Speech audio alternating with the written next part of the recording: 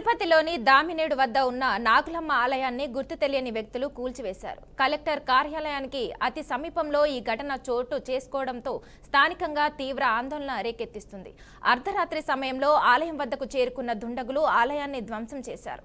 ఆలయం వద్దకు చేరుకున్న ఆనవాళ్లు లేకుండా పూర్తిగా నేలమట్టం చేసినట్లు స్థానికులు చెబుతున్నారు.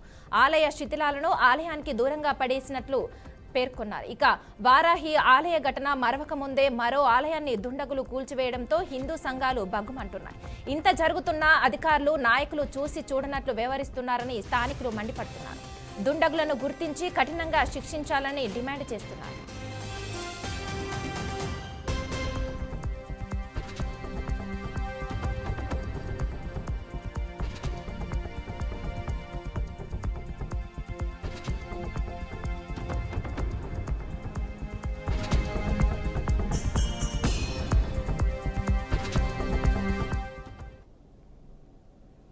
ఇక ఇదే అంశంపై మరింత సమాచారం మా ప్రతినిధి గోపినాథ్ అందిస్తారు. గోపినాథ్, చెప్పండి, అసలు ఆలయాన్ని కూల్చివేయడానికి అసలు కారణం ఏంటి? మనస అంటే గత 2 రోజుల క్రితం తిరుచానూరు సమీపంలోని వారాహి అమ్మవారి ఆలయాన్ని కూల్చివేయడం జరిగింది. అదే సందర్భంలో పెద్ద ఎత్తున స్థానిక ప్రజల నుంచి కూడా విమర్శలు రావడం జరిగింది. వారాహి అమ్మవారి ఆలయాన్ని కూల్చి ఇంత పెద్ద ఎత్తున ప్రభుత్వం కబ్జా చేయడానికి ఈ రకంగా పాల్పడుతున్నారంటూ కూడా ఆరోపణలు రావడం జరిగింది. అయితే గత రాత్రికి రాత్రే అదే కలెక్టర్ కార్యాలయానికి సమీపంలోని దామినేడు వద్ద ప్రభుత్వ భూమిలో నాగాలమ్మ ఆలయం ఎన్నో సంవత్సరాల నుంచి కూడా ఉంది. ప్రతి సంవత్సరం కూడా నాగల చవితి రోజు కావచ్చు, లేదంటే మిగిలిన సందర్భాల్లో చుట్టుపక్కల ప్రాంతాల ప్రజలందరూ కూడా అక్కడికి వెళ్లి నాగాలమ్మ దేవతలకి ప్రత్యేకంగా పూజలు కైంకర్యాలు చేసుకుంటూ ఉంటారు.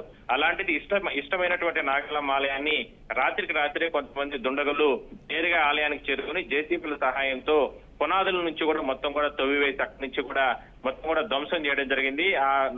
ఆలయానికి సంబంధించిన విగ్రహాలన్నింటినీ కూడా పక్కనే ఉన్నటువంటి చెరువుల్లో పడివేయడం జరిగింది. అయితే దీన్ని గమనించినటువంటి స్థానికులందరూ కూడా ఉదయం నుంచి కూడా పెద్ద ఎత్తున ఆందోళన వ్యక్తం చేస్తున్నారు, నిరసనలు వ్యక్తం చేస్తున్నారు. ఈ స్థాయిలో ఆలయాలపైన ఎందుకు దాడులు జరుగుతున్నాయి? ఇంత జరుగుతున్నా కూడా ప్రభుత్వం అధికారులు ఎందుకు చర్యలు తీసుకోవడం లేదు?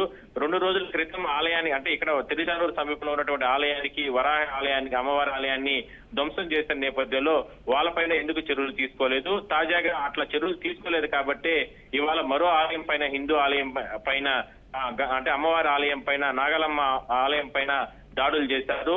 ఇంత దారుణంగా తిరుపతి సమీపంలో, ఎందుకంటే తిరుపతి పుణ్యక్షేత్రం, ఇక్కడ ఎన్నో ఆలయాలు తిరుపతిలో కావచ్చు చుట్టుపక్కల ప్రాంతాల్లో వెలిసి ఉన్నాయి. అలాంటి ఆలయాల్ని ధ్వంసం చేస్తారంటే అధికార యంత్రాంగం ఏం చేస్తుంది అంటూ కూడా పెద్ద ఎత్తున ఆరోపణలు, అదేవిధంగానే ఆగ్రహం స్థానికులు వ్యక్తం చేస్తున్నారు. స్థానికులందరూ కూడా, చుట్టుపక్కల మహిళలు వాళ్ళందరూ కూడా పెద్ద ఎత్తున వచ్చి ఆలయాన్ని ధ్వంసం చేసినటువంటి నిందితుల పైన కఠిన చర్యలు తీసుకోవాలంటూ కూడా డిమాండ్ చేయడం జరిగింది. ఈ నేపథ్యంలో పోలీసులకి, అదేవిధంగానే స్థానికంగా ఉన్నటువంటి మహిళలకి, స్థానికంగా ఉన్నటువంటి భక్తులకి, హిందూ సంఘాలకి, వాళ్ళకందరికీ కూడా పెద్ద ఎత్తున వాదోపవాదాలు చోటు చేసుకోవడం జరిగింది. ఆలయాన్ని రాత్రికి కూల్చివేస్తున్నారంటే ఎంత ధైర్యంగా ఉంటే, ఎంత భయంకరంగా దాడులు చేస్తున్నారంటే ఈ రకంగా కరెక్ట్ కాదనేటువంటి అభిప్రాయాన్ని మాత్రం వాళ్ళు వ్యక్తం చేస్తున్నారు. ఆలయానికి సంబంధించి క్రితం కూడా వారాహి ఆలయంలో ఉన్నటువంటి ప్రాంతాల్లో కూల్చివేసిన నేపథ్యంలో కూడా దాదాపుగా ఆలయానికి వద్ద కూడా ప్రభుత్వ భూమి 20 కోట్ల భూమిని కబ్జా చేయడానికి ఈ రకంగా పాల్పడుతున్నారంటూ కూడా వాళ్ళు ఆరోపణలు చేయడం జరిగింది. అయితే తాజాగా ఏదైతే నాగాలమ్మ ఆలయాన్ని ధ్వంసం చేసిన నేపథ్యంలో వాళ్ళపైన మాత్రం కఠిన చర్యలు తీసుకోవాలనేదే స్థానిక ప్రజల డిమాండ్. మనస, అయితే ఇప్పుడు గోపి గారు, ఇప్పుడు స్థానిక ప్రజలు కూల్చివేత చర్యలపై ఎలా స్పందిస్తున్నారు? స్థానికులు ఎన్నో రోజుల నుంచి కూడా అక్కడ నాగాలమ్మ చవితి, అక్కడ అమ్మవారికి ప్రత్యేకంగా పూజలు చేసుకుంటూ ఉంటారు. ప్రతి సంవత్సరం కూడా, ఎందుకంటే తెలుగు వారికి ఎంతో ఇష్టమైన నాగుల చవితి జరుగుతూ ఉంటుంది. అదే సందర్భాల్లో చాలా ప్రాంతాల్లో ఈ నాగుల పండుగలు జరుగుతూ ఉంటాయి. మరి అక్కడ కూడా తిరుచానూరు ఆలయం వద్ద, అక్కడ సమీపంలో ఉన్నటువంటి ఈ ఆలయం వద్ద కూడా స్థానిక ప్రజలు, దాదాపుగా చుట్టుపక్కల ప్రాంతాల ప్రజలు 10 గ్రామాల నుంచి వచ్చి అక్కడికి వచ్చి నాగుల చవితి జరుపుకుంటూ అంటారు. వేల మంది భక్తులు నిత్యం కూడా అక్కడికి వెళ్తూ వస్తూ ఉంటారు. అది కాకుండా తిరుపతి కలెక్టర్ కార్యాలయానికి అతి సమీపంలో ఈ ఆలయం ఉంది. ఎంతో మందికి అక్కడికి వచ్చేటటువంటి కలెక్టర్ కార్యాలయానికి వచ్చే వాళ్ళు కూడా అక్కడికి వెళ్లి దర్శనం చేసుకుంటూ ఉంటారు.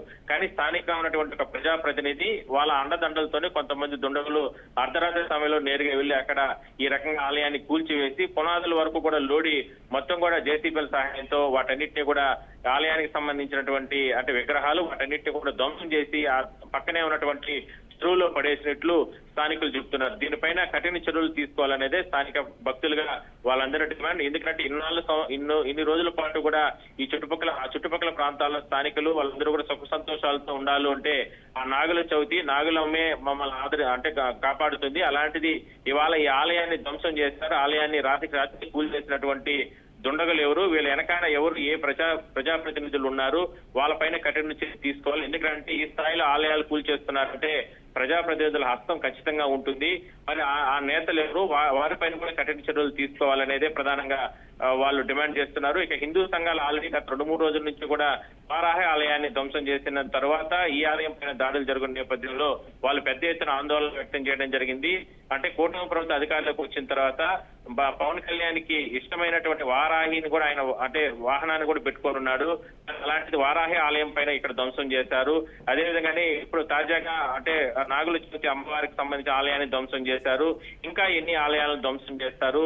తిరుపతి అంటేనే పుణ్యక్షేత్రం, ఈ చుట్టుపక్కల ఎన్నో ఆలయాలు ఉన్నాయి, చరిత్ర కలిగిన ఆలయాలు ఉన్నాయి. ఆ ఆలయాలన్నింటినీ కూడా ధ్వంసం చేస్తారా అనేటటువంటి ప్రశ్నలు వాళ్ళు సంధిస్తున్నారు. దీనిపైన మాత్రం పోలీసులు తూతూ మంత్రంగా కేసులు కడుతున్నారు అంతే తప్ప దుండగులు ఎవరు దీంట్లో పాల్గొన్నారో వాళ్ళపైన కఠిన చర్యలు తీసుకోలేదనేటువంటి ఆరోపణలు మాత్రం బలంగా వినపడుతున్నాయి. Manasa. Okay, thank you Gopi.